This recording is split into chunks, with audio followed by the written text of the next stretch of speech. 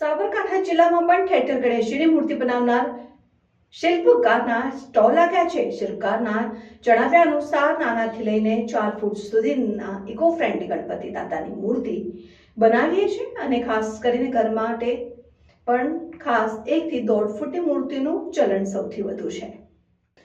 સાબરકાંઠા જિલ્લામાં પણ ઠેર ઠેર ગણેશજીની મૂર્તિ બનાવનાર શિલ્પકારના સ્ટોલ લાગ્યા છે। શિલ્પકારના જણાવ્યા અનુસાર નાનાથી લઈને 4 ફૂટ સુધીની ઇકો ફ્રેન્ડલી ગણપતિ દાદાની મૂર્તિ બનાવીએ છીએ અને ખાસ કરીને ઘરમાં સ્થાપન કરવા માટે 1 થી 1.5 ફૂટની મૂર્તિનું ચલણ સૌથી વધુ છે। વધુમાં તેમણે જણાવ્યું હતું કે પર્યાવરણને નુકસાન ન થાય અને આસાનીથી ઘરે જ વિસર્જન કરી શકાય તે પ્રકારની મૂર્તિ બનાવવામાં આવી રહી છે। કાચી માટીમાંથી બનાવવામાં આવતી મૂર્તિ ઉપર કાચા કલર વડે રંગરોગાન કરીને મૂર્તિ બનાવવામાં આવે છે। ઓકે, કેટલા સમયથી માટીકામ કરો છો? મૂર્તિ બનાવો? માટીકામ અમે સમથિંગ 25-30 વર્ષથી માટીકામ કરીએ, બરાબર।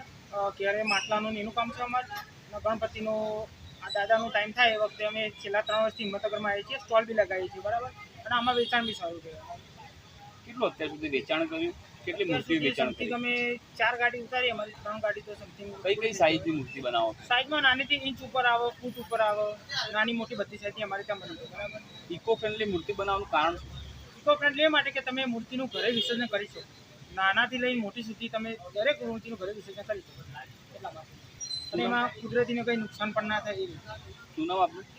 ગૌરવ પ્રજાપતિ।